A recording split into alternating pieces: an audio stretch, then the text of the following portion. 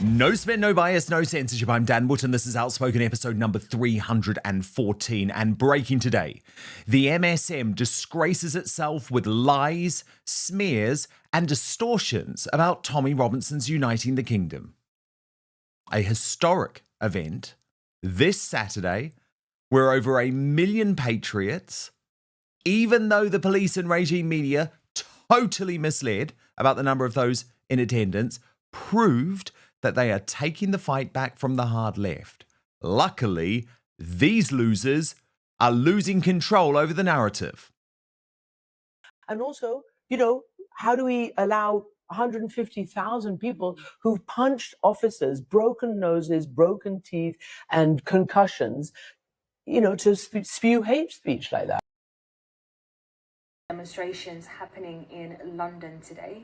We have these pictures from close to, this is actually Waterloo Bridge. This is where protesters are gathering at a rally, ahead of a rally organised by the far-right activist Stephen Yaxley Lennon, also known as Tommy Robinson. It's reported that tens of thousands are gathering in the capital for those rallies. Most of the people there gathering, demonstrating against rising migration in the UK. I'm Bethany Elsey with your top stories from the GB newsroom, and we'll start with some breaking news. 25 people have been arrested during a rally which saw more than 100,000 people march through central London in support of free speech. The Metropolitan Police says its officers were subjected to unacceptable violence, with a number of them being assaulted. The force deployed extra officers with protective equipment and police horses to deal with the disorder. And now the regime media and even number 10 Downing Street is feigning horror that Elon Musk, the world's richest and most powerful man, has well and truly joined the fight to save Britain, demanding that Slippery Starmer's crooked and corrupt government be dissolved. So I really think there's got to be a change of government in Britain. And you can't, we don't have another 4 years or whatever the next election is. It's too long. Something's got to be done. There's got to be a dissolution of Parliament and a new vote held. Really, what matters is rallying the people of Britain. So in my digest next, I'll expose the establishment who continue to try and portray millions of patriots as far-right racists. And then we'll hear my exclusive interviews with the stars of Saturday's events, Tommy Robinson, Katie Hopkins, Ant Middleton, and Ben Habib. Then, my superstar panel weigh-in, Lunn Farrow, who was on the ground reporting Saturday, and from the US, Tommy Robinson ally, Father Calvin Robinson. Also coming up on the show today, UK leftists expose their truly evil nature, with Bob Vylan, Alastair Campbell and Goodall all rightly slammed for shocking posthumous attacks on Charlie Kirk after his political assassination. We'll call out their horror. And Britain's new hard-left Muslim fundamentalist Home Secretary is exposed. But why is the MSM giving Shabna Mahmood such a free pass? We'll analyse. Then, in the uncancelled after show on Substack, Prince Harry destroys his royal comeback plans with a truly bonkers and I believe despicable new interview with the left-wing monarchy-hating Guardian newspaper, where he stands by his attacks on King Charles, Queen Camilla, Prince William and Catherine, while defying the UK government in Ukraine and revealing new information about the monarch's cancer battle. So we're going to team up with the Royal News Network for the best analysis of this shocking new development for the royal family. You can watch over on Substack, www.outspoken.live. We'll also be revealing the first Greatest Britain and Union Jackass of the week. Here are your nominees for the worst Britain in the world today. You can vote in the YouTube live chat. Bob Vylan, nominated by Diane, who says the vile Bob Vylan for mocking the death of a good man. He needs cancelling for good. Mark Rowley, nominated by Gina Amber, the Met Police boss, for allowing a stand-up to racism protest too close to the Uniting the Kingdom march, for lying about the attendance, for stopping huge numbers of people actually joining the march, and lying about the level of violence. Notting Hill Carnival, anyone? And Diane Abbott, nominated by Mark, for calling all the people who attended the Uniting the Kingdom protest anti-women, fascists and racists. 3 good choices for you today. It's been a really busy weekend. We have a lot to talk about. So let's go.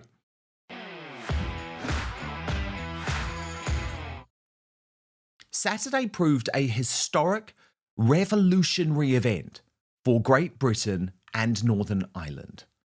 Despite knowing they would be branded far-right, racist, and extremist by the crooked and corrupt British political establishment, enemies of true patriots, well over 1 million Brits from all walks of life, all colours, all political stripes, all backgrounds, marched on central London because we know our disunited kingdom is under threat. We know we have a Britain-hating government trying to destroy our homeland. But what was so incredible is bringing these 1 million people together was a genuinely inspiring moment. I was there from early in the morning and witnessed absolutely no violence within the perimeter. Indeed, it was the most tolerant and peaceful crowd of over 1 million people I have ever seen in my life. And that's why what happened next, if predictable, was still deeply disappointing and disturbing.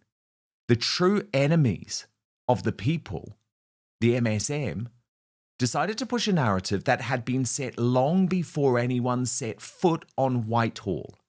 This was just a group of violent thugs and hooligans. And by the way, it wasn't just the left-wing outlets that did this. Look at these headlines from the Daily Express and the Daily Mail. They were looking for trouble. And it truly disgusts me because the people in attendance are their readers. They are good people. Now, of course, what came from the British Bashing Corporation was no surprise. As Bernie Spofforth put it, fake news and misinformation by the BBC, calling the Unite the Kingdom march in London a far-right anti-migration march of tens of thousands. They must do everything they can to frame this as a racist protest. If they don't, then their entire narrative falls away. I have utter contempt for this fake news. Watch. Happening in London today. We have these pictures from close to, this is actually a Waterloo Bridge. This is where protesters are gathering at a rally, ahead of a rally organised by the far-right activist Stephen Yaxley Lennon, also known as Tommy Robinson. It's reported that tens of thousands are gathering in the capital for those rallies. Most of the people there gathering, demonstrating against rising migration in the UK. And even after the event was pulled off, with no disturbances inside the perimeter, zero violence near the stage, the fact that the police had overseen a tiny scuffle between patriots and Antifa demonstrators completely dominated the MSM coverage. As Tommy Robinson put it, comparing the narrative with that of the violent Notting Hill Carnival, no prizes for guessing which event the legacy media bent over backwards to smear. Here was the dishonest report, for example, from Sly News. There were so many of them that they couldn't squeeze into their dedicated area near Parliament Square. So what they did was to loop around through the side streets and come up behind the rival march. And that's what led to that early confrontation between the two groups. In a statement, the Metropolitan Police said officers tried to prevent Robinson's supporters from taking alternative routes. Police said when officers moved in to stop them, they faced unacceptable violence. They were assaulted with kicks and punches. Bottles, flares and other projectiles were thrown. The numbers for Unite the Kingdom clearly took everyone by surprise. It shocked me when I saw the numbers there. It probably even shocked the organisers. I think the number did overwhelm the police and surprised them, and probably surprised some of the cordons they put in place in certain areas to try and keep these groups apart, and those cordons were breached on occasions. As the two rallies ended, some protesters were reluctant to leave, and there was lingering tension. But that wasn't the full story, not even close. As the Grift report revealed, approved route, yet police led Antifa there? And Met Police say patriots started it? How does that work? The Met Police put them there on purpose, That's why. And by the way, these Antifa extremists were truly horrendous, vile people with chants about the assassinated Charlie Kirk being in a box and Narinder Kaur antagonising the crowd. Watch. We're on your side today. This is for all the people that want to be here on our side but can't be, and for all the stupid bastards that are saying anything against us from your bed. You're not there. This is what community looks like. Tell me what community looks like. This is what community looks like. Tell me what community looks like. This is what community looks like.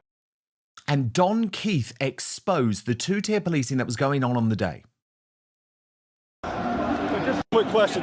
Why are there no cops in riot shields over here on this side?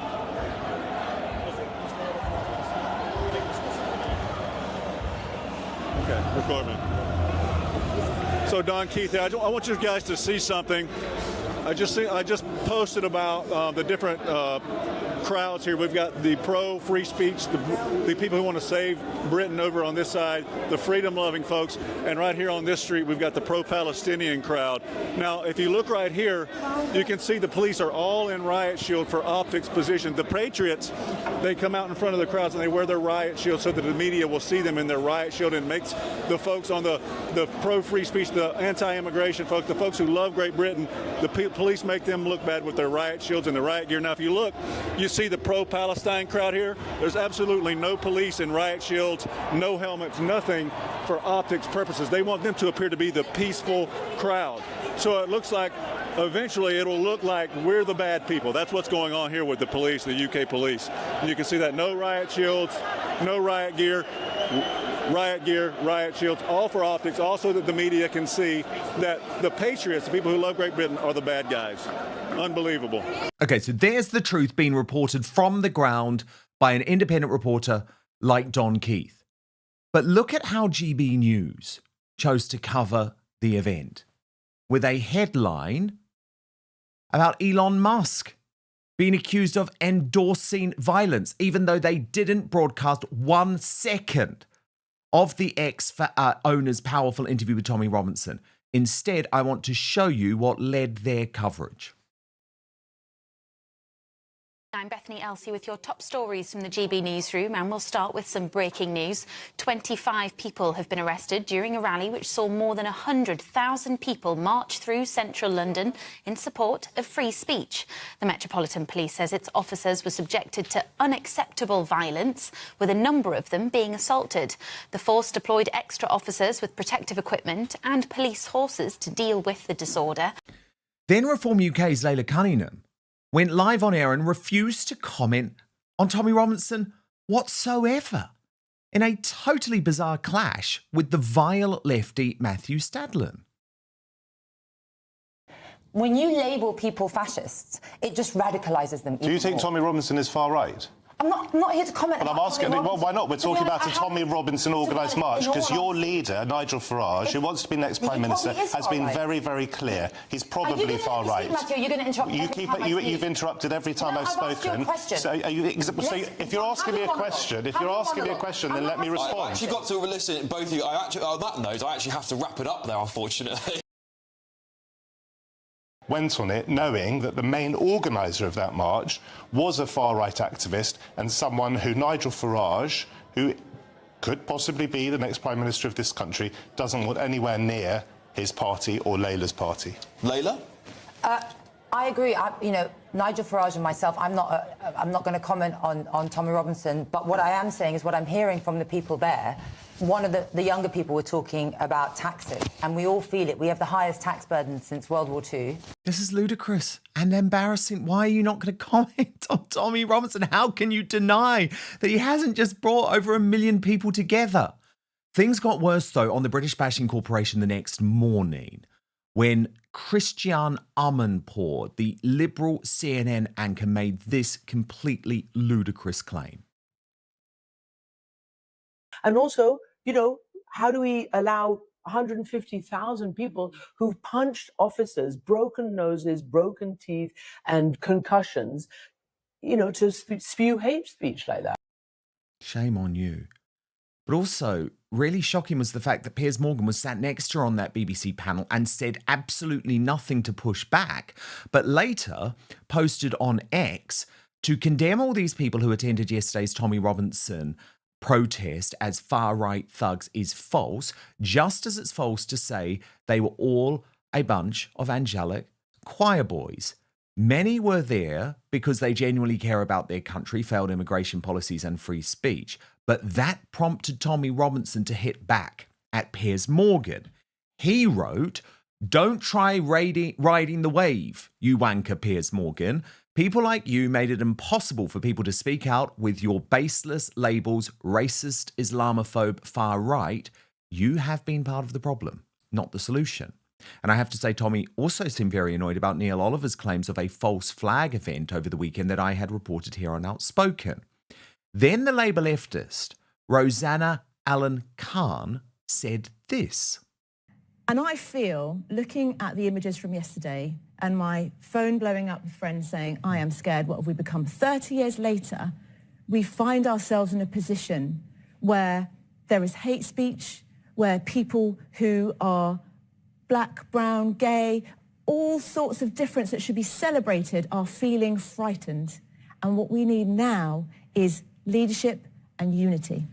Listen, love, there were so many brown and gay people there, including me. So you really have zero idea what you're talking about. But then the most surprising moment of the whole weekend came when Sly News anchor Trevor Phillips, unlike his colleague I showed you earlier, Martin Brunt, actually reported the truth after being at the rally in person.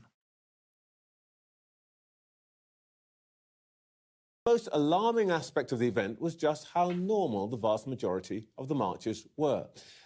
I spent an hour or two amongst them, and my own impression was that they were mostly the sort of people you'd meet in a country pub or in half-time queue for the loo at football or at a concert.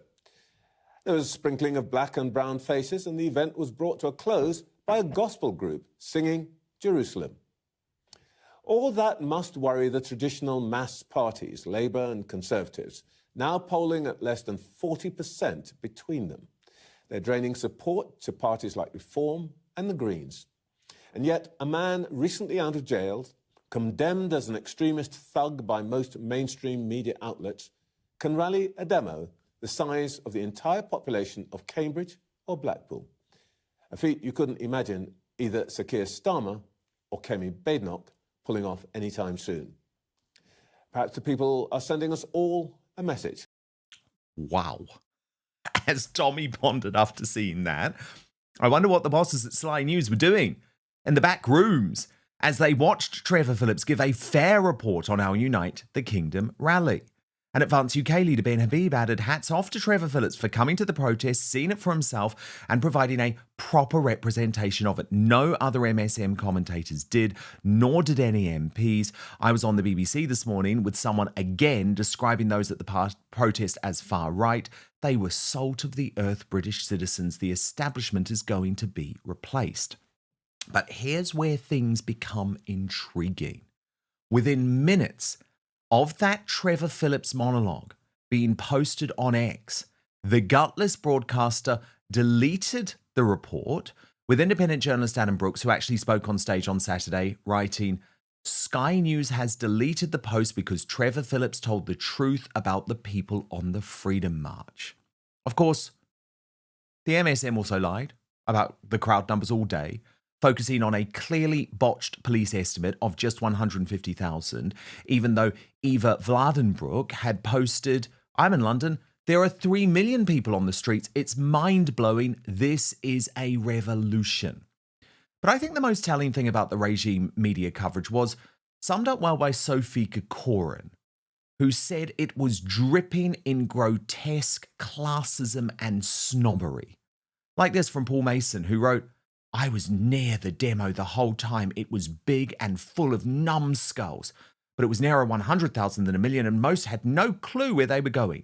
We can divide them and defeat them, but forget persuading most of them.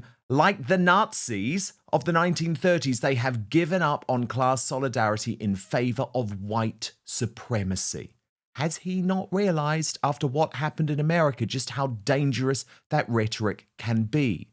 Or what about this left-wing comedian who's gone viral with these smears? Looking at videos of that march today, and there was just this crowd of people, and they said, "Oh, Tommy," and they're doing that. And then the video was like, because we're sick of them taking our country, people coming over here, and we need to take it back, and we need to ban the burqa. And I looked at all the women they were next to, and I thought, well, they're the best argument for the burqa that I've seen so far.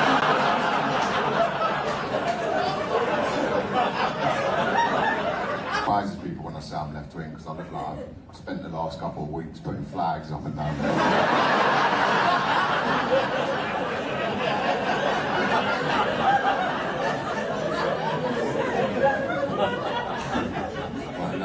Sometimes I'll go down the road and I don't know what country I'm in, but now I see St George's Cross and I go, oh yeah, I live in England.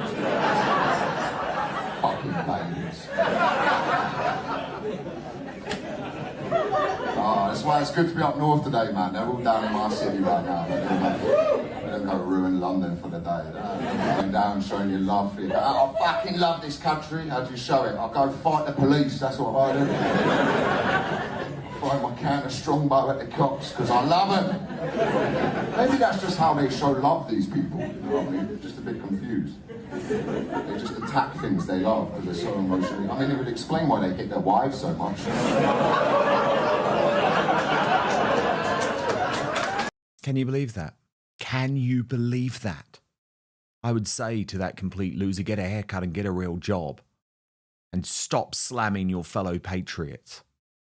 Then we come to Slippery Starmer himself, who wrote, "People have a right to peaceful protest. It is core to our country's values, but we will not stand for assaults on police officers doing their job or for people feeling intimidated on our streets because of their background or the colour of their skin. Britain is a nation proudly built on tolerance, diversity and respect. Our flag represents our diverse country and we will never surrender it to those that use it as a symbol of violence, fear and division."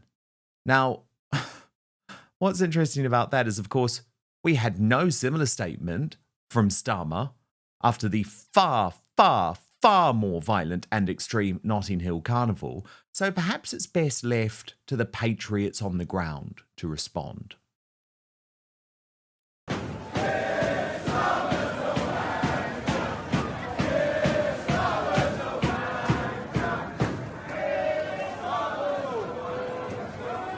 But interestingly, Reform UK took a different stance after seeing this incredible aerial footage of the day.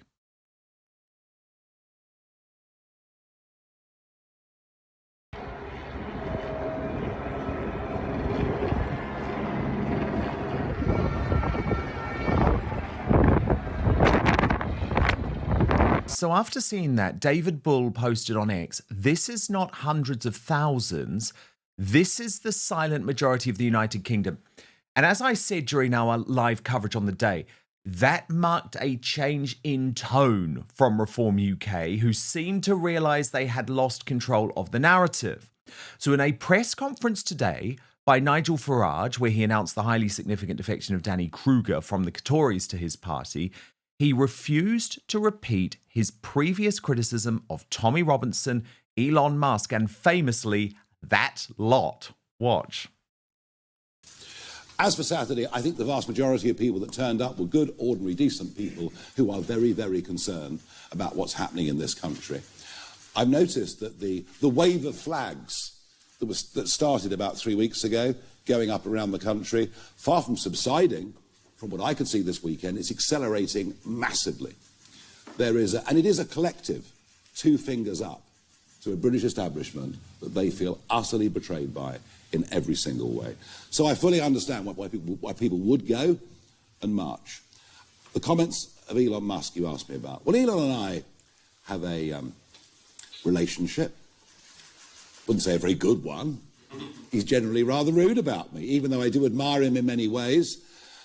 You know, it would be nice to get some clarification of what fight meant in that context. And I'll link it back to something that Danny said earlier.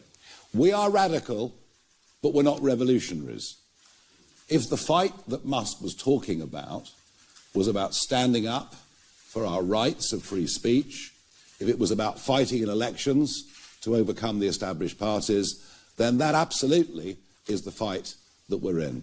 And the reason you asked the question, I think the context of the way the word was used left a degree of ambiguity. Okay, so he did okay there. He did okay there. It was an improvement.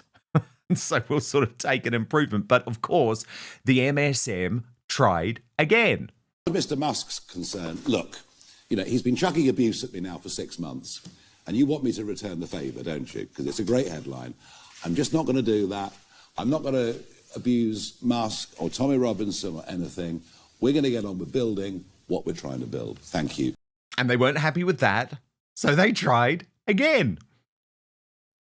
As for the march again on Saturday, look, if some people were offended by it or felt worried by it, then that is a great shame. I'll tell you what's even worse, the fact that over 50% of women don't feel safe walking the streets of London. Can you believe that in our capital city? Can you believe it?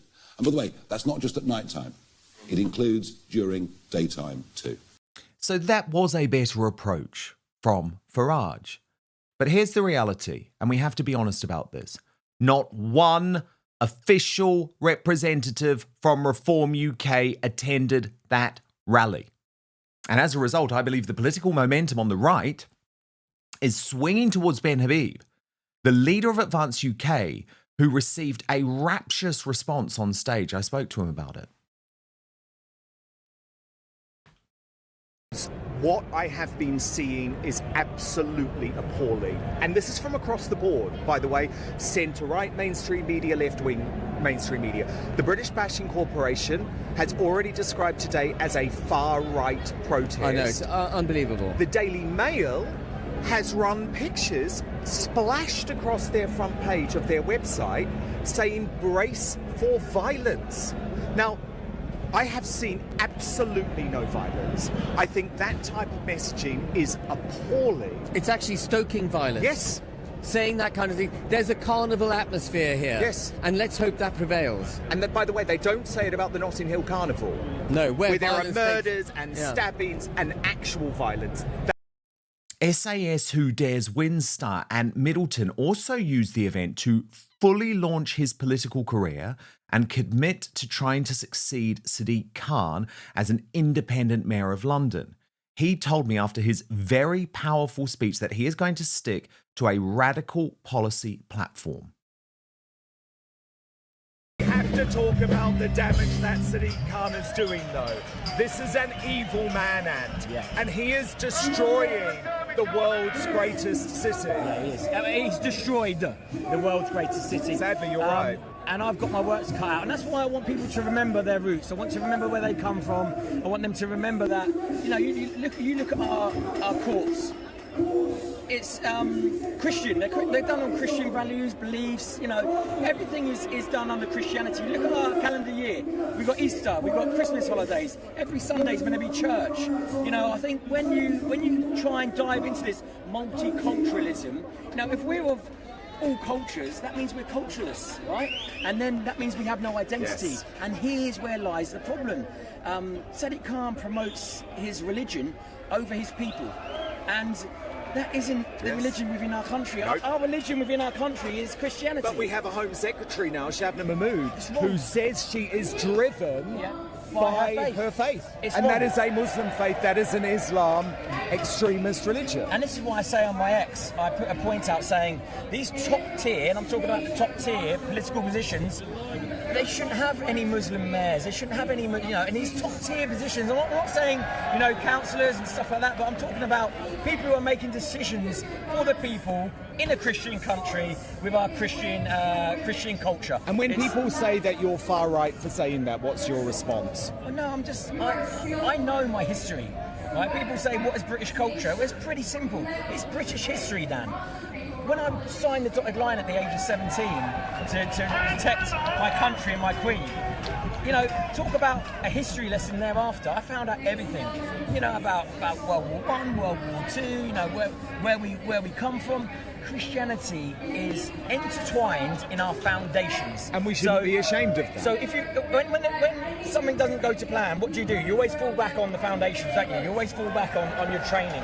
Well, that's what we need to do, because London and the country is so out of control. We need to almost wipe the slate clean, fall back on our foundations, which are Christian principles, values and morals. And guess what? The courts, our police force, everything, the rules and regulations. There's our British culture and umbrella. You will be sheltered and protected.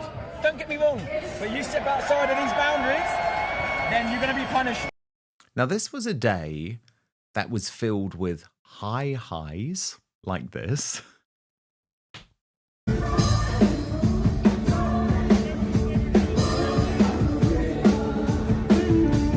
But I have to be honest with you, they were tinged with the constant presence of Charlie Kirk. And I spoke to Katie Hopkins about this. I haven't broadcast this interview until now.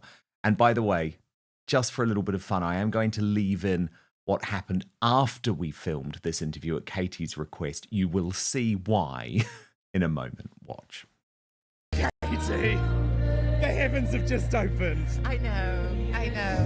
But only temporarily, because there's bright skies ahead. Yes. And is that a metaphor? I think it's a metaphor. But I mean, quite appropriate, really. This is a tribute to Charlie Kirk. What was your reaction this week? I've known Charlie for a long time, and the last time I saw Charlie, it was his party for Donald J. Trump at his inauguration, and I was dancing on a sofa to YMCA, and I fell off backwards. But that's not the point. The point is that Charlie Kirk got to live to see Donald J. Trump elected again, and Charlie Kirk is a massive part of making that happen. And the reason we don't have him anymore is because he would have been president of the United States. 100%. And I think in his short lifetime, 31 years, his voice has been heard more loudly than people that live for 100 years. And I think this moment has come to pass for a reason, because we all lift him up now. Did it make you rethink anything? Question any of your decisions? Worry about what you do? No, I think the opposite. In a respectful way, it reminds me of those images you see of soldiers, and maybe the first line falls, and so they march forwards despite that, and that's exactly how I felt. I mean, I felt a little bit like, wait, I'm 50, like, take me, not him. And I'm quite tired, honestly. But also, it makes me feel like onwards, and that's what today is. Onwards we go, towards them. Because good wins. Good wins. And this is a change, right? This is a change from what you've seen before with Tommy rallies. There's a whole shift. Everyone's here, not because they're against anything or anyone. They're here because they're for Great Britain. They're for Unite the Kingdom, and they're for, everybody's feeling better about the country. And I think that really comes down to it, which is people have been fed up for so long. People have felt so broken for so long. And today just feels like a day where we go, oh, maybe it will be okay. Because we're together. We're together. And maybe unlikely allies. Unlikely allies, all different walks of life, no agreement required. No one has to get along all the time, but we can be under an umbrella together. And this is a great example. We're under the same umbrella. We want to move forwards together, and we can agree that we don't have to get along. And if Charlie left anyone with that message, it was the message, we don't have to agree, but we can get along. Thank you for all you do. Thank you, Dan.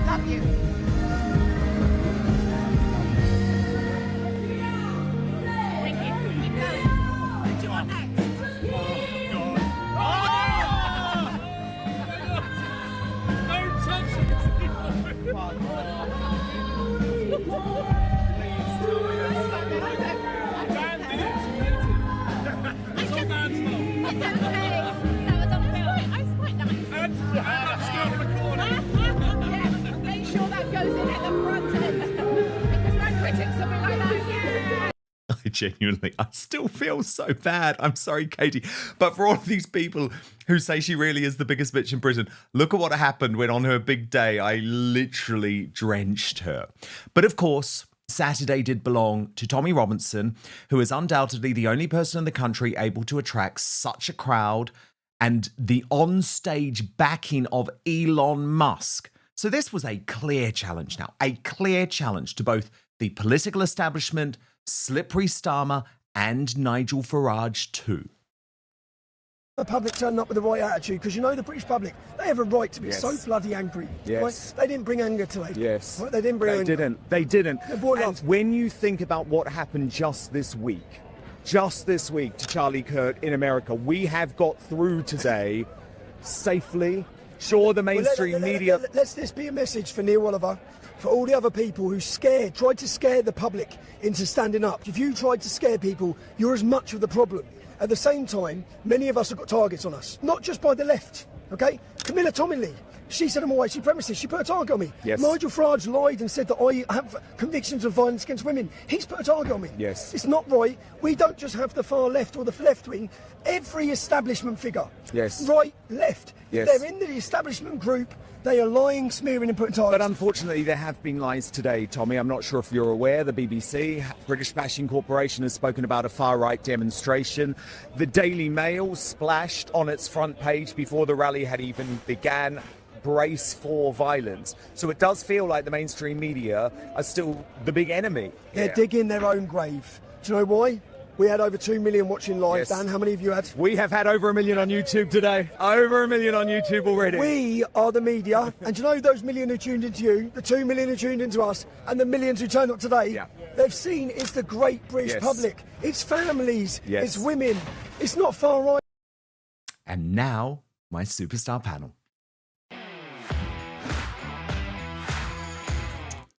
Father Calvin Robinson joins us from the US alongside Lunn Farrow, who was on the ground on Saturday reporting for Urban Scoop. So, Lauren, you were there. How horrified are you to see the misrepresentation, the lies, the smears from the mainstream media?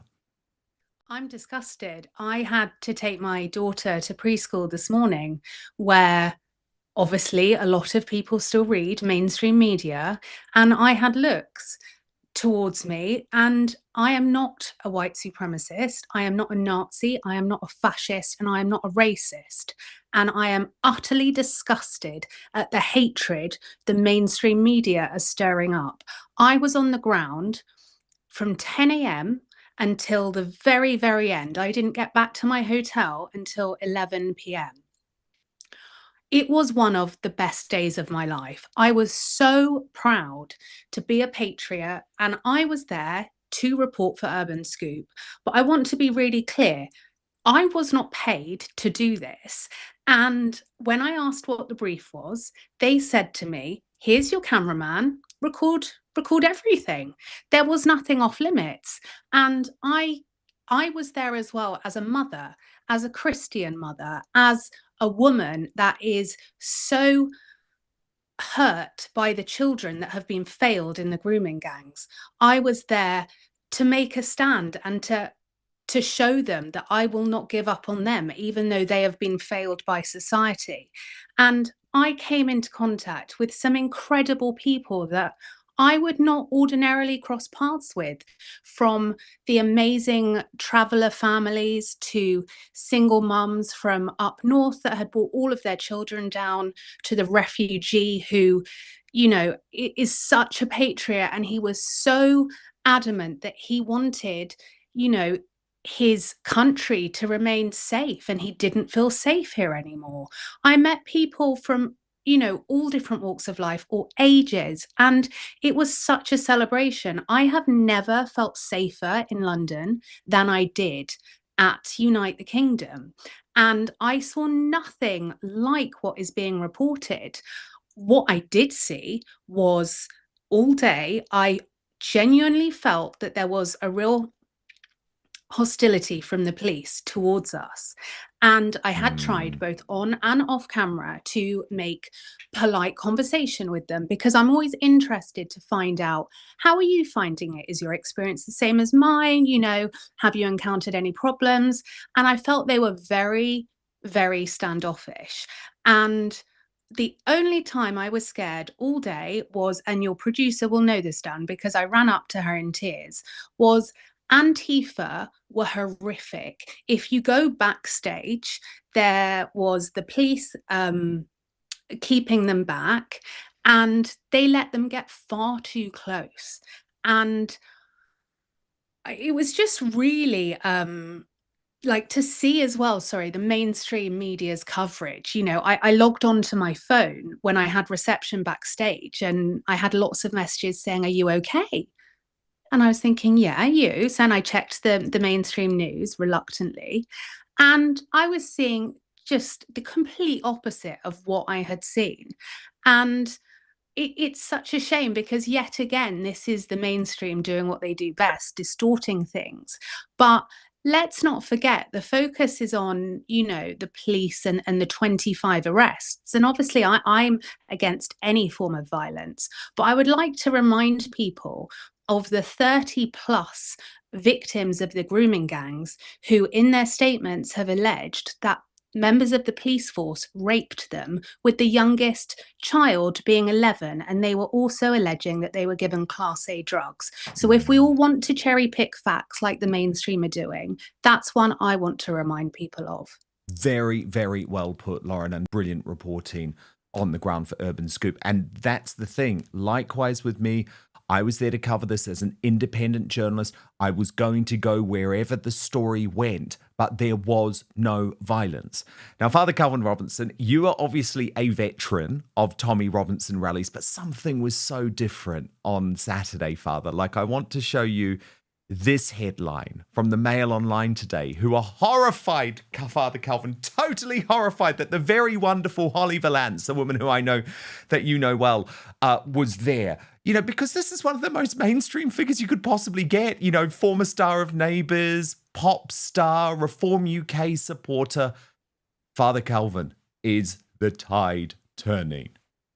The tide has turned. First and foremost, I adore Holly Valance. She's fantastic. I was texting her throughout the day to find out what it was feeling like on the ground, as well as checking footage by yourself and Lauren, which was great to see, by the way. It was a big turning point, I think, in our country. The fact that so many people got out, ordinary people got out to show their patriotism for the country and for their faith. You know, Ant Middleton, in that interview you just showed, he just kept saying, this is a Christian country, these are Christian values. And for the record, he's got my vote. I still have a vote in London.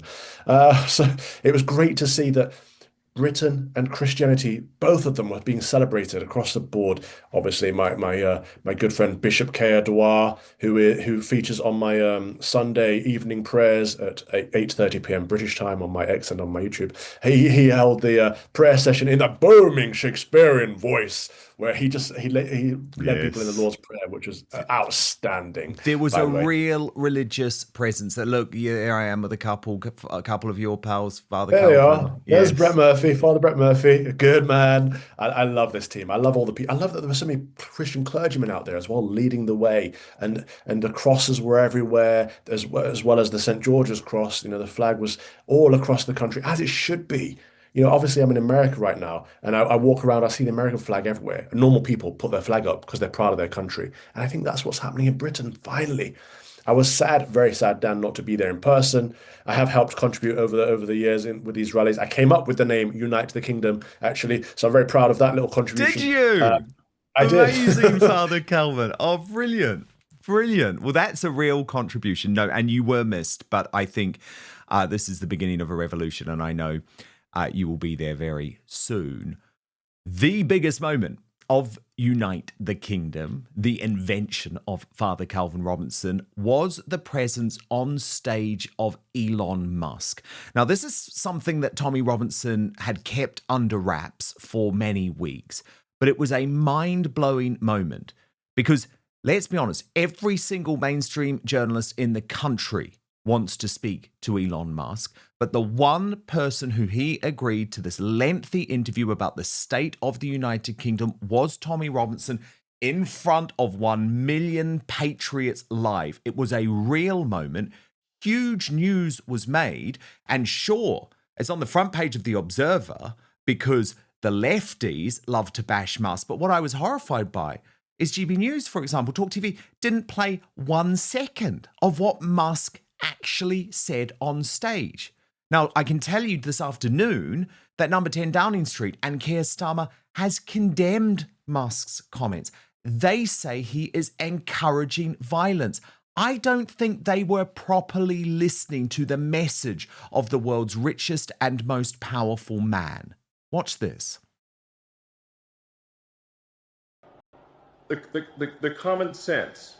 Sort of, my appeal is to British common sense, which is to look carefully around you and say, if this continues, what world will you be living in?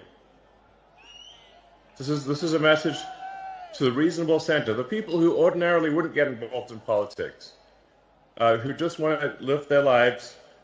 They don't want they're quiet. They just go about their business. My message is to them: if this continues,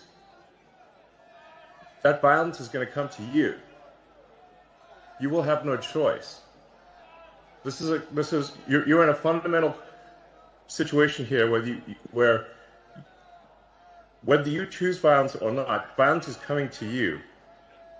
You either fight back or you die. You either fight back or you die. And that's the truth. Today, Elon, I think the British public are telling the world that they're ready to fight back. Good. Now, Starmer is, of course, completely disingenuous. What Musk was saying is that the violence is coming, whether we like it or not. Because as we've seen over the past week, the left is the party of murder. Watch. And then you see how much violence there's on the left, with our friend Charlie Kirk getting murdered in cold blood this week, and people on the left celebrating it openly. The left is the party of murder and celebrating murder. I mean, let that sink in for a minute. That's who we're dealing with here. That is who we're dealing with.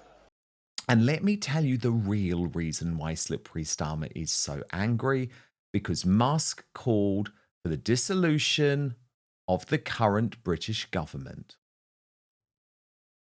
So I really think there's got to be a change of government in Britain. And you can't, we don't have another 4 years or whatever the next election is. It's too long.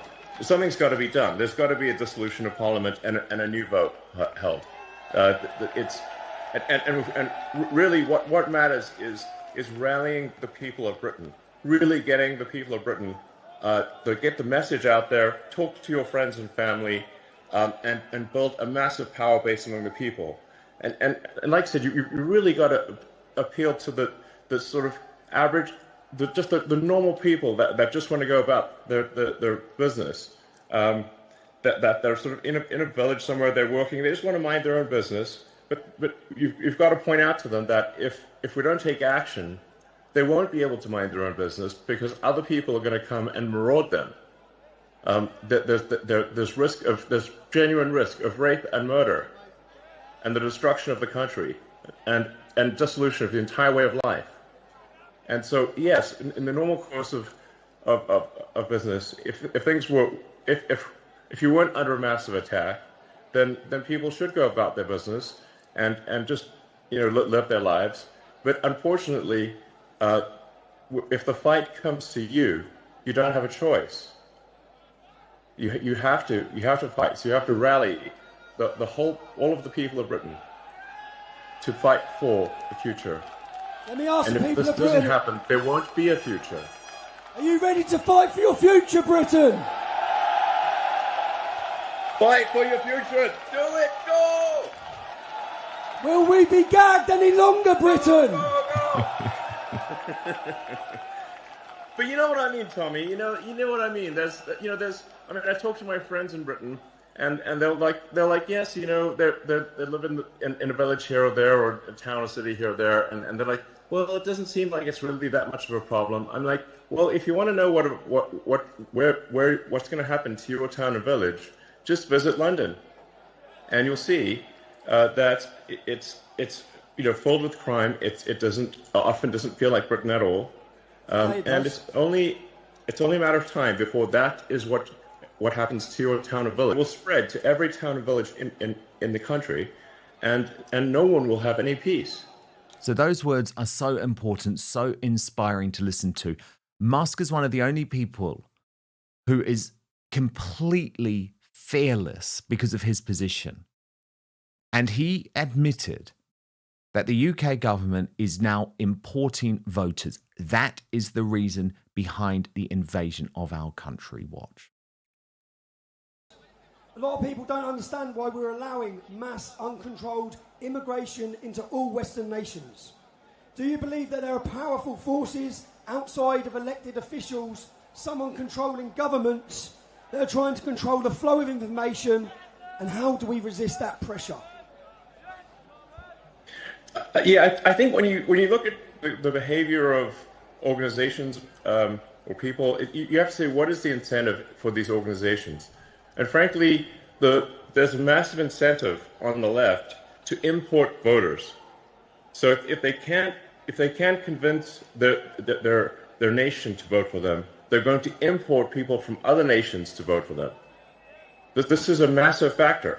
And frankly, it's a strategy that will succeed if it is not stopped. Thus far, it is succeeding. And you see strong movements to allow people who are not from Britain to vote in Britain, to allow people who are not from France or elsewhere to vote in those countries, and thus depriving the citizens of their democratic power. It's really a voter importation thing, and if they're allowed to succeed, if this is allowed to continue, they will succeed in importing voters, swaying the elections, and taking your vote away from you. That is 100% what is happening. Do you know what's great? The BBC and the mass media cannot control this, can they? No, they cannot. And Musk did have a little final word about the British Bashing Corporation. I love it. I mean, the BBC is complicit in the destruction of Britain. And we pay for it, Elon. We pay for it. Yes. We're forced to pay for it. Do you know they send them to jail if we don't pay for it? You're forced to pay for your own destruction. It's insane. It's unfair. It is wrong. Now, I'm sorry. I am so happy that we have Elon Musk on our side, that he understands what's going on. But of course, the left, who are hardwired to hate our country and want its destruction, exploded. Look at this from the sweaty Lewis Goodall on LBC. Musk said to this crowd that violence is coming and you either fight back or die. This isn't just some skinhead who they've imported from somewhere in the country. This isn't just some thug who's been knocking around far-right politics in this country for the last 20 years, whinging into the middle distance. This is Elon Musk, the world's richest or second richest man, who has control of possibly the most important political website and distributor of political information anywhere in the world, turning up at a far-right rally, basically, I would argue, you could very credibly say, inciting violence in this country, saying that people in this country have to fight back against whom, where, with what, or you die. This is the sort of direction that we are being pushed. I believe very strongly most people in this country have no desire to go there or look at it or have any interest in that sort of invective or that sort of rhetoric. And yet we are being pushed and pushed and pushed towards it. We are the proverbial frog in the boiling water in the jar. And Ed Davey, the leader of the Lib Dems, has even written to Keir Starmer, Kemi Badenoch and Nigel Farage, urging them to join me in condemning what he describes as Elon Musk's dangerous remarks inciting violence. He says, as leaders, we must stand together and make clear Musk will face serious consequences for these actions. So He literally wants to put Elon Musk in jail for telling the damn truth about our country. This was Katie Hopkins' response to what happened with Musk on stage and the MSM reaction. And for Elon to say, you don't want this country to look like London. You guys need to take your country back. This government is not your government. Those are big statements right here in the heart of the capital of the UK. I mean... And especially because I don't know if you've been seeing the reaction on social media, Katie. The mainstream media are saying that only 100,000 people are here. The police are saying only 100,000 people. They're trying to say that there's lots of trouble. Can you just hit back at that, please? I mean, the numbers... Tommy, when we were walking here and we could see the overheads, the aerials, 3 million plus people, there's also the joy that's here, the joy of all the people that have joined together from all over the world to come here and sing and feel better and stand on scaffolding and cheer. And then to have Elon, arguably one of the most important voices on the planet, if not on many planets, to speak to Tommy. And it's just such a sort of egalitarian moment. He's not judging, he's just speaking his truths.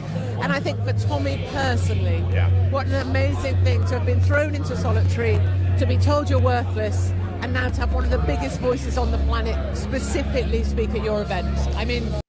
To the superstar panel, Lunn, Farrow, who was on the ground at Unite the Kingdom for Urban Scoop, and Father Calvin Robinson.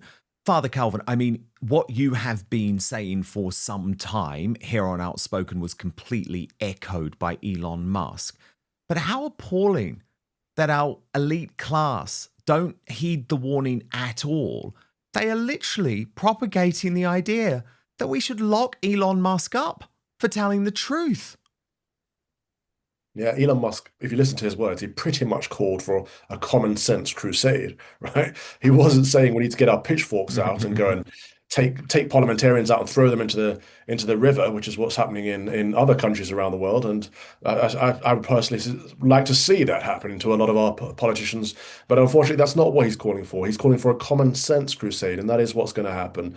The problem is the communists are doing the exact same tricks they've always done. They're painting the rest of us as loons, saying that they're far right, they're extremists, they're inciting violence, when it's actually the other way around. It's major gaslighting from our politicians, from the mainstream media, left, right, and centre. And of course, we've seen what happens if anyone steps out of the narrative. Trevor Phillips, former mentor of mine, massively liberal guy, goes on air and just says, well, I was there. And I think he says, alarmingly, it was full of normal people doing normal stuff. Yeah, like, what's alarming about that? Surely that's positive. Exactly. But he reports what he sees, which is harmless festival, good patriotism, and it gets taken off air. Of course it does, because it disrupts the narrative. And they can threaten Ed Davey. Who's Ed Davey to threaten Elon Musk? Really? Really? They can threaten him all they like. They have no impact. But it just shows how afraid they are. But also more concerning to me, Dan, is that there seem to be two realities, right? We all see how fallen our capital is in most of our major cities and how our country is being destroyed from underneath our feet. We see it, we live it. It's one of the reasons I'm here, for goodness sake, right? And so the politicians and the mainstream media don't seem to see it. I don't believe that they're all liars. I don't think they're in tune with reality. I think they live in their own little metropolitan liberal elite bubble where they go around and have cheese and wine with each other and talk about how great they are whilst they're sapping off the life of the rest of us. I don't know what we can do to open their eyes to see that we don't want vast swathes of illegal and legal immigrants coming into our country. We don't want the erosion of our culture by people who say we don't even have a culture. We don't want competing faiths implementing Sharia law and building mosques on the borders. Like, we don't want any of this stuff. And so how do we let them know, other than have these big rallies in the heart of the capital where we say enough is enough, we're going to fight for what we believe in? Absolutely. But Lunn, Farrow, you track the dishonesty of the mainstream media, and I think they couldn't have been any more dishonest when it came to Elon Musk. So GB News, mine and Father Calvin's former employer, thought that Elon Musk was the best dude in the world earlier this year when he was back in Reform UK. I mean, they couldn't get Elon Musk off television. Do you know what I mean? He was the number one guy. They loved him. Now that he's pulled his support for Reform UK and is supporting Advance UK and Ben Habib and Tommy Robinson, do you know, not only they ran this terrible headline, buying into this narrative of Musk sparking backlash, I actually looked at their coverage, Lauren. They did not use even 10 seconds of what Elon Musk told Tommy Robinson on stage. They just pretended it hadn't happened. Oh, of course. And it will be erratic Elon. Elon stirring up hate because they cannot control Elon. And, it's very easy to feel overwhelmed sometimes, like we're in such a bad way in this country, and what can you do? And Tommy and Elon and everyone that put Unite the Kingdom together, they've actually just reignited even more fire in my soul. And I'm so grateful that these people like Elon and Tommy and Katie Hopkins and yourself, Dan, and Ant Middleton have made it safer for people to speak out. And we know that when the mainstream media can't control someone, or when you won't play their for-profit game, that they will lash out at you, and we've seen it with Russell Brand, Katie Hopkins, Elon Musk, Donald Trump. I mean, the list is endless. And the more they try and censor Elon, and the more they try and censor and distort Tommy, the louder we will get. Indeed we will. Indeed we will. This weekend, though, was completely destroyed in so many ways emotionally by the completely deranged and vile reaction by the British left to the political assassination of Charlie Kirk, an event that I know has impacted Brits in ways that I think a lot of people didn't expect. Now, we're going to get reaction very shortly from Father Calvin Robinson, who was, of course, a good friend of Charlie Kirk and had worked with him a lot in the US over the past few years. And I know this is going to be painful for Father Calvin to watch, but I think we have to lean in to just how horrendous the left have been, because we have to understand that there is not only a mental illness, but an evil that runs through these people who are truly violent and truly people who celebrate death of their enemies. And one of the most disgusting things I've ever seen, and I know some people will think I'm exaggerating, but genuinely, I was so horrified by this, was Bob Vylan, that hard left lunatic who is now banned from the US, on stage, not only celebrating the death of Charlie Kirk, but suggesting that this will come to others who share his opinions. Watch. I want to dedicate this next one to an absolute piece of shit of a human being. The pronouns was, were.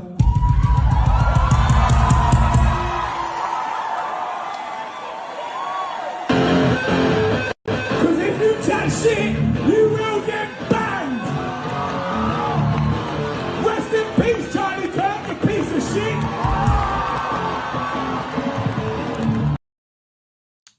I mean, Father Calvin, look, I'm a free speech absolutist, but he will be judged. That man will be judged for those comments.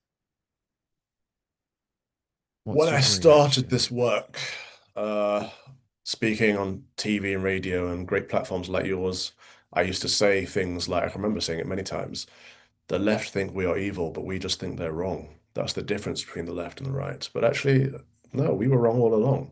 They are evil. This is evil. We saw a good man die, a good Christian man, a father, a husband, someone who is a patriot, who cares about his country and the West. We saw him get murdered in front of our very eyes, and that should shock all of us to the core, because we're human beings, right? We have this thing called empathy, if not sympathy, for the lives of other people, because every single human life is sacred. So for people to see someone get killed, and celebrate that, there's no way that is not evil. That's sheer evil. And everyone can see it now. And so we're seeing these lefty loonies celebrating the death of a good man. And we're seeing how prevalent evil is within our society. We're seeing the demons within people, contorting them. And so we have to push back. We are fighting, lies with truth all day, every day. But now we're fighting evil with goodness. And you know what? I'm not a free speech absolutist. I believe in free speech for the purposes of proclaiming the gospel. But these people who have embraced cancel culture, they've cancelled us for speaking the truth for so long, whether it's over COVID or the trans issue or whatever. It's time for us to embrace cancel culture. We cancel them for being wicked, for being evil. That person should not have a platform. He should not be on stage saying, chat S get banged, R.I.P. Charlie Kirk. He should not have the platform to do that. He should be gone from public life. And the same for the Oxford But he Union won't person be. who met Charlie and debated him and still celebrated his Yes. death. How dark can you be to Well, meet someone indeed. face to And I face? want to come to that actually, that guy, because Calvin, there's more evidence of him over the weekend inciting violence again. So we will come to that. Okay. But first, I just want to show you how Bob Vylan responded, because we all just saw what he said. And this is the other thing about the left. They will literally tell you white is black to save their ass and to stop themselves from being locked up. But of course, when it's Graham Linehan, no one cares. When it's Lucy Connolly, no one cares. But when it's Bob Vylan, he gets away with it. Watch this. Yo, real quick.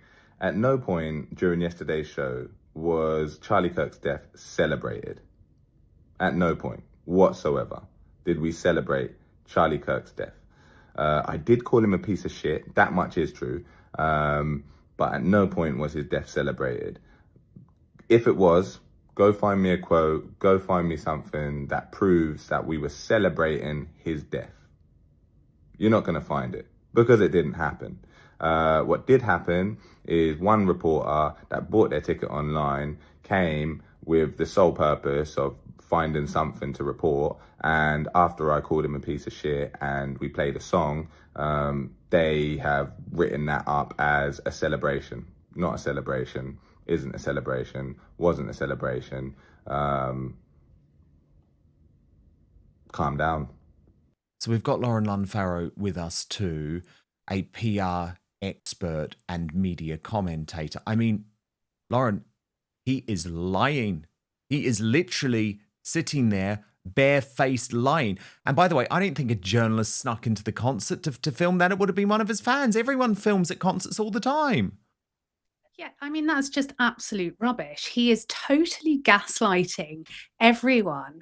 And shock horror, a grifty, talentless little twit says the most abhorrent things to stir up interest or hate. It's disgusting. Now, I do believe in free speech, and I don't believe we should cherry pick who must have it. But I do believe that we really all need to tighten our reins as to what is acceptable, because there's two-tier media, there's two-tier policing, and it is absolutely wrong that someone is going around inciting hatred like this. And let's be honest, he wouldn't be doing it if Charlie Kirk wasn't a white Christian man. 100%. 100%. I mean, look, what Father Calvin is saying is true. If this were someone on the right speaking in that way about someone on the left, they would be in jail. I mean, I'm not even exaggerating. They would be in custody right now. But Father Calvin, you mentioned this situation at Oxford University. So I wanted to show you this, Father Calvin. So this is obviously the incoming president of the Oxford Union, a horrible man called George Aberoni, who so he debated Charlie Kirk, was completely owned by Charlie Kirk, and then celebrated the assassination of Charlie Kirk. But what shocked me, Father Calvin, this was not a one-off. Watch his previous speech at the Oxford Union, where he also incited violence. To effectively create change in the world we desire. And Side Prop will argue that at times there is simply nothing else that can be required other than violent retaliation. And this is a view I wholeheartedly agree with. The view that some institutions are too broken, too regressive, too oppressive to be reformed. Like cancers of our society, they must and they should be taken down by any means necessary. By any means necessary, Father Calvin Robinson. So this is now not a one-off, is it? The Oxford Union has an incoming president who clearly believes in political violence against his enemies. Despicable, absolutely despicable. I have an email in my inbox right now from the Oxford Union inviting me to speak on "This House believes that the sun should never be set on the British Empire," something I strongly believe in and something I would love to talk about, but I will not be going. I will not be accepting that invitation. Despicable organisation. The fact that he's said this on multiple occasions, but also the fact that they've backed him up, and the press statement they've put out, which I don't know if you have, says something along the lines of, "Oh, the racist abuse that he's been facing." No, don't try and cry bully. Don't try and play the victim here.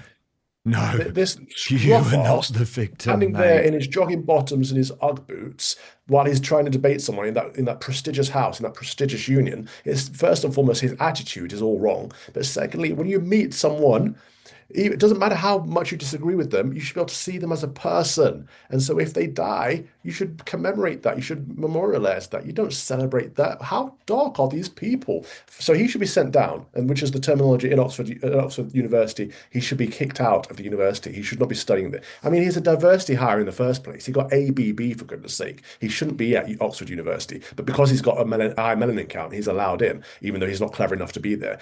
After this, he should be gone. Yeah, and look at him there. Look at him there. I mean, scruff arse. And also, he was totally owned. Totally owned. There's also been something very despicable from Alastair Campbell over the weekend, who made this claim about Charlie Kirk. The guy's died, and it's tragic, but the views, it's important that we don't lose sight of some of the views that he expressed, because they were horrific. I remember one clip I saw of him saying that, literally reading the Bible, gay people should be stoned to death. Now, of course, that is bullshit. That is completely untrue. He never said that. And in fact, if you look in depth at his comments on this whole issue, he was the opposite of what Alastair Campbell was trying to suggest. So Campbell posts apologies for this. I had seen a clip on social media which did not have the full context, and had seen others making the same claim. The full exchange shows it was a debate about biblical interpretation, not a call for the stoning of gay people. Kirk did have views for which I strongly disagree, but this was not among them. Note to self, especially amid tragedy and potentially deeply polarizing events, be extra careful about social media mis and disinformation. But I'm sorry, Lauren, that is not good enough. This is the #1 purveyor of disinformation in the United Kingdom. He knew exactly what he was doing. He just thought he'd get away with it, like he got away with his illegal lies about Iraq, which led to an illegal war.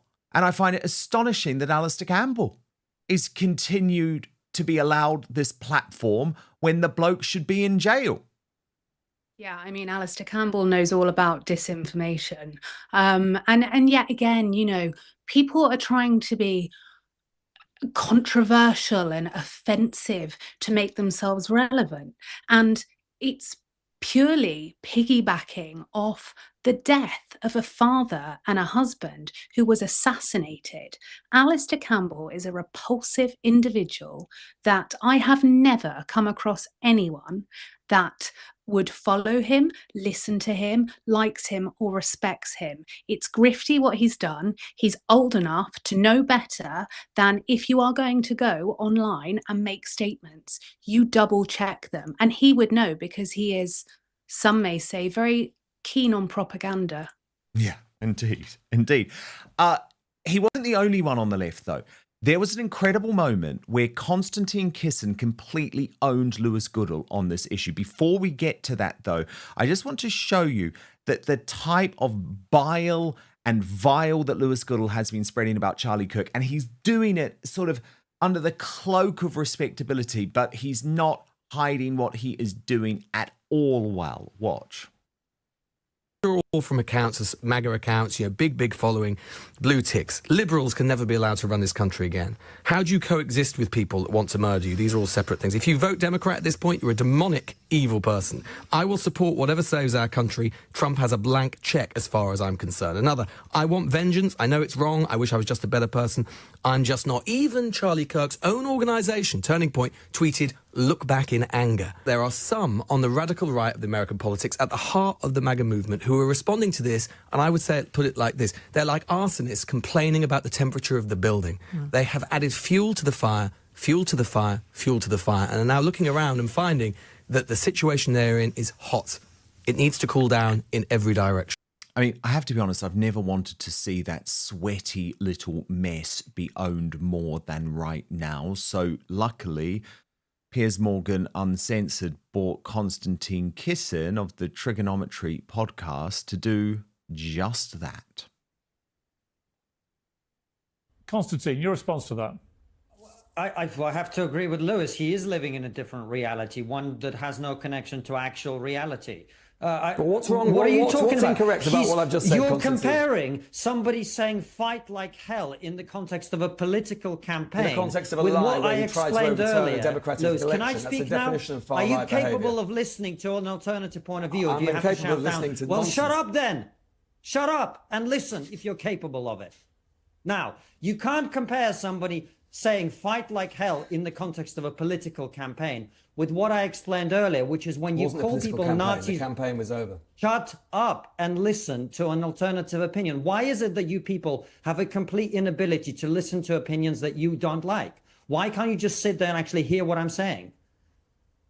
I'm waiting. You can't oh my God. You can't compare somebody saying fight like hell with somebody explaining that the country is an imminent threat of a fascist takeover, because an imminent threat of a fascist takeover is something that would actually legitimize you picking up a rifle and heading to the front line. So when you and Cenk and people like that call people you don't like far right, hard right, Nazis and fascists, you are creating an environment in which some crazy people, yes, of course they're crazy, will feel that they're entitled to use violence to prevent the fake fascist takeover you keep banging on about. And there is no equivalence between these things. I disagree, by the way. You know, Cenk is entitled to criticize Charlie Kirk and his positions on the show. That's absolutely fine. But when you label and smear people as fascists and Nazis, that is taking it to an entirely different level. And that is where I hope there would be some self-reflection. But I'm not seeing any on this panel tonight, I'm afraid. Father Calvin Robinson, there's been no self-reflection from the likes of Lewis Goodall, who are trying to smear a man who was politically assassinated, who are trying to justify, I believe, political violence against those of us on the right. Yeah, because they're complicit. Lewis Goodall and his ilk, they are complicit in the murder of Charlie Kirk. They are murderers themselves because they are spreading this. When he talks about spreading a toxic environment, he and people like him are the ones creating it. Konstantin Kisin and I don't agree on much, but we agree very much on this point, in that when you keep calling people far-right, extremists, fascists, Nazis, keep calling them those words for so long, people start to believe it. And these crazies will take the matter into their own hands and kill, because why would you not want to kill Hitler if he stood in front of you, right? That's exactly what's being painted. And so we every single quote that Lewis read out on his show, I agree with. We can no longer allow liberals to be in power. We can no longer allow these people to govern our countries and the Western world, because they are dangerous, they are evil, they're wicked, and they need to be silenced. They need to be shut down from the debate. We cannot engage with evil. We need to crush it. And that means removing their platforms, removing them, kicking them out of parliament. We need to drain the swamp. Absolutely. These people cannot govern us any longer. The MSM continues to ignore the hard left Muslim fundamentalist leanings of our new Home Secretary Shabna Mahmood and the consequences of what her positioning and her very public declaration that she is going to be completely driven in life by the Muslim faith ahead of anything else, what that means for the security of our country, given she is now in control of our borders, given she is now trying to push through an Islamophobia law, given she is now trying to introduce digital ID. So I have to give credit to Chris Philp, a conservative, and you know I'm not a big fan of what the Conservatives have done recently, but he is their shadow Home Secretary. He is going toe-to-toe with this woman. And finally, because the mainstream media are not covering this, you know I have for the past week, but the mainstream media will not cover the dark past of Shabna Mahmood. Finally, Chris Philp, a senior politician, has gone there. Watch this. I've been checking out new Home Secretary Shabana Mahmood's record, and there are some pretty concerning things in here. Here we see her claiming that people who fly the English flag are bad people, and she accuses people of flying our flag as being members of the EDL. That is a disgusting smear. That you see holding the English flag most of the time down my neck of the woods will be the EDL, and they are white and they are male and they're bad people. Next, we see her appearing at some kind of protest, boasting about the fact she has shut down a branch of Sainsbury's. Protest outside of a Sainsbury's store here in central Birmingham, and it's 3:30 and the store has actually just shut as a result of the peaceful protest. That's about 4.5 hours worth of business that Sainsbury's is losing. And sometime later, she boasted about it again. And we lay down in the street and we lay down inside Sainsbury's to close down that store for 5 hours on a Saturday. Previously, she is engaged with the Muslim Council of Britain, an organisation that not just the last government, but the current Labour government have a long-standing policy of non-engagement with, because of what the independent reviewer of Prevent called unresolved extremism concerns. She will also now oversee the National Statutory Inquiry into the rape gang scandal. But just a few years ago, she backed a definition of Islamophobia, which said that suggesting these rape gangs were predominantly Pakistani in origin was somehow Islamophobic, even though all of the evidence and data shows that that is actually true. Now, you know what? As I say, the Conservatives have done such a bad job on so many levels, but when they do something good like that, full credit, because outside of Outspoken, I have seen no one in the mainstream media talk about this absolutely chilling past from Shabana Mahmood and why it means that she is not appropriate to be in charge of our national security, to be in charge of our homeland, to be in charge of our borders. And Chris Philp had more. Shabana Mahmood is also responsible for overseeing the government's response to the small boat crisis. This year is the worst year in history. But here we see Shabana Mahmood openly expressing support for people entering the country, including illegally, claiming asylum. She even spent several days visiting and possibly even working in a camp assisting illegal migrants. Now Shabana Mahmood is in charge of the government's efforts to deport foreign national offenders, criminals with an overseas nationality. Yet in 2020, she signed a letter objecting to the deportation of dangerous foreign criminals, including murderers and rapists, some of whom, following legal challenge, ended up staying, who then committed serious criminal offences here in the UK. So our new Home Secretary has some pretty serious questions to answer. Does she believe in our flag? Does she believe in deporting foreign national offenders? Does she believe in protecting our borders? Does she believe in allowing legitimate businesses to carry on their trade? Or does she believe they should be shut down by protests? Because all of her past activities and actions seem to suggest her views on all of those topics are extremely suspect. Father Calvin Robinson, I mean, I know that the answer to every one of those questions is no. No, no, no, no, no. Yet the mainstream media, I guess, because this is a hard left woman of color who is Muslim, what she's considered untouchable. We've put the enemy in one of the highest ministerial positions in the realm. It's absolutely insane. The two major problems facing our country right now are mass migration and Islam as a result, and of course the two-tiered policing system, which we seem to talk about all the time. It's constant that people are being arrested for tweets whilst grooming gangs are being let out to make room for them. And so what do? We put a Mohammedan, we put Mahmoud, which is of course another name for Mohammed, into the Home Office, responsible for both immigration and policing. It's absolutely insane. Like, we could not hate ourselves more than what we've just done. She's entirely inappropriate for the office that she holds.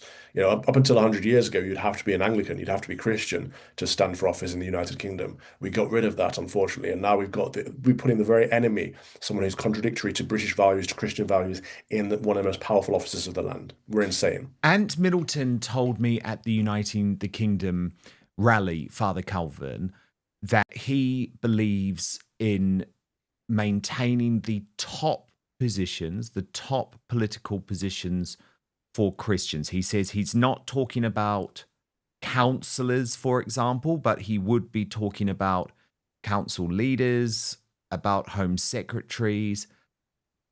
Do you agree with that position, or is that too difficult to enforce?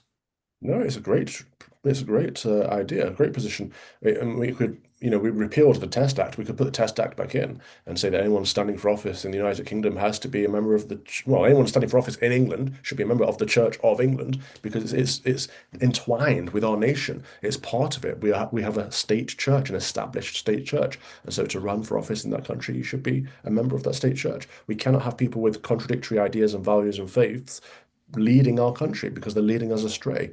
One of the last messages that I received from Charlie Kirk was Lucifer is running London. I'm like, you're absolutely spot on. We should not have Sadiq Khan running London. We shouldn't have Mahmoud in the Home Office. It's just despicable.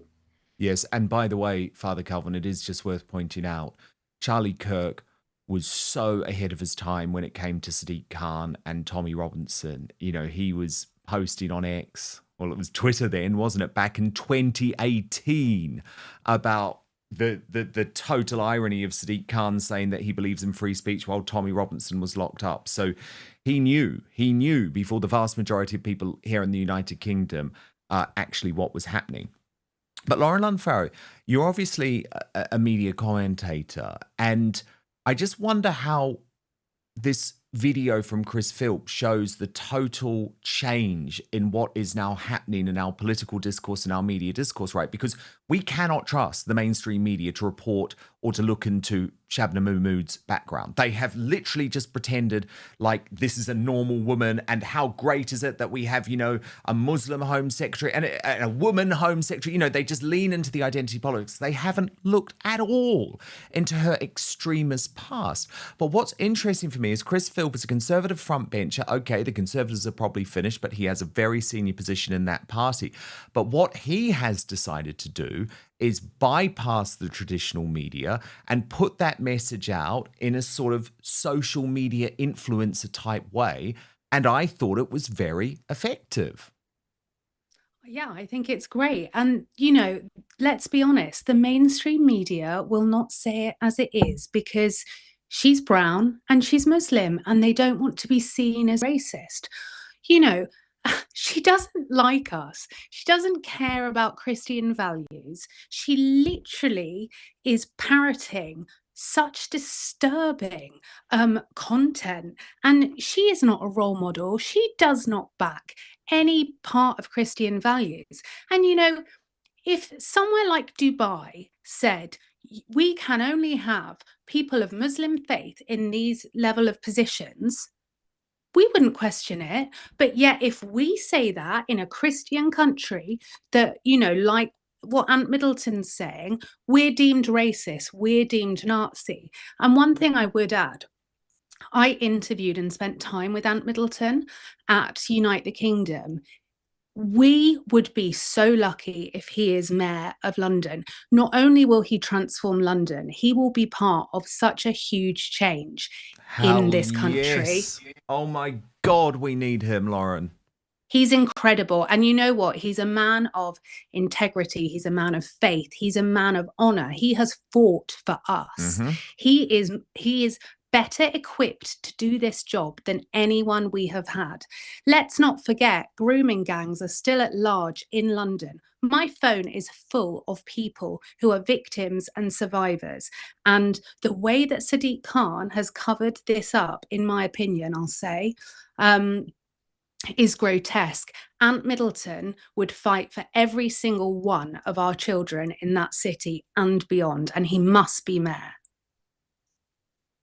Very well put. Lauren Lunn Farrow, well done on your incredible work on the ground at Uniting the Kingdom for Urban Scoop. It was brilliant to see you there. And Father Calvin Robinson, condolences again on the loss of your friend, Charlie Kirk. Thank you both so much. Okay, we're going to reveal today's greatest Britain and Union jackass in just one moment. But first, to your super chats. Thank you so much. So many of them today. I'm so grateful. Steve Leeds says, nobody can deny the 1 million+ people marching in London. People are scared in their community. That is so true. Andrews says, the BBC is done. Could not agree more. Nina Vanana says, 3 million people, all far right. I was there. No far right, just right. The shit that comes out of their mouth. Biological Female says, wherever the stewards to stop police leading the patriots directly into the paths of the left, this was intentional. The promise of stewards failed. Abita says 423 arrests, 5 stabbings, 1 acid attack, 35 police injured, 67 knife arrests, 94 drug offences, 47 emergency workers attacked. Oh, wait, that's Notting Hill Carnival. There were just 25 arrests for Tommy Robinson's rally. Craig Lee says, Christ is King, rest in peace, Charlie. God bless the UK. And from Luke Edwards says, thank you so much for this, Luke. Thank you for your excellent coverage at the weekend. I'm so grateful. I'm so grateful. I'm so grateful for my team who put it all together. James and Jesse and Amber and the other James and Nicole who were with me on the ground at the Uniting the Kingdom rally. This was our first ever live outside broadcast, and we are close to 1.3 million views at this point. So it was a bit of a test for us. I was very nervous about it. Katie Hopkins was the one who said, Dan, you've got to do this. You've got to do this. And your response was absolutely incredible. And with our amazing team on the ground, because trust me, guys, it was not easy. It was pouring down with rain, and we lost internet connection at a lot of different points, even though we had lots of boosters. Anyway, I won't bore you with the details, but just to say it was such a wonderful experience. And actually, to everyone who came up and spoke to me at Uniting the Kingdom and watched Outspoken, it was such a pleasure and an honor to meet you. And I'll definitely be back. We're definitely going to be back to do the next one, because it was such a wonderful, wonderful, uplifting experience. And I think that's why I've been so angry, actually, to see the mainstream media reaction. Okay, to our greatest Britain and Union jackass results. But let me remind you of today's nominees for the worst Britain in the world today. First, Bob Vylan, nominated by Diane for mocking the death of a good man he needs cancelling for good, which of course Father Calvin Robinson said should happen today.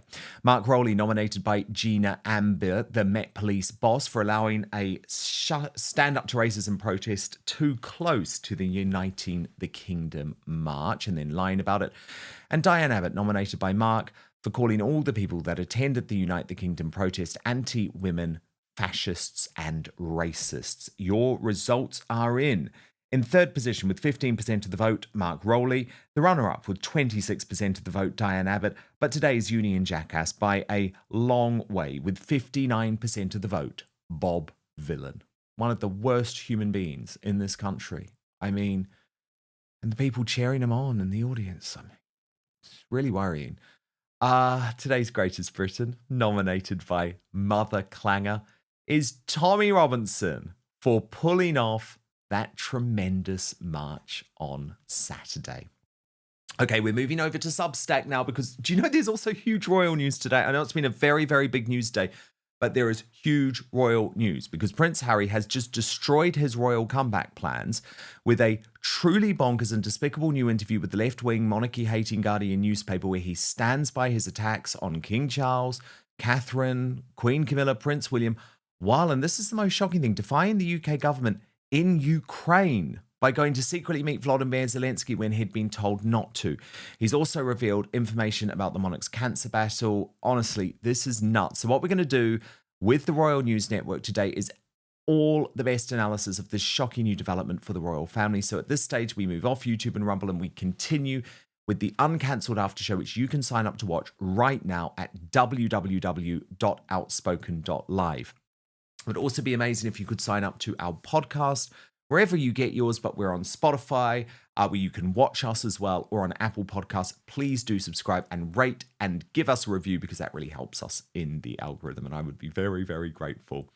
Anyway, thank you once again for all of your support over the weekend at our live broadcast of Uniting the Kingdom, but we are back again live tomorrow, 5 p.m. UK time, midday Eastern, 9 a.m. Pacific. Hit subscribe right now if you're watching on YouTube or Rumble, and most importantly, I promise to keep fighting for you.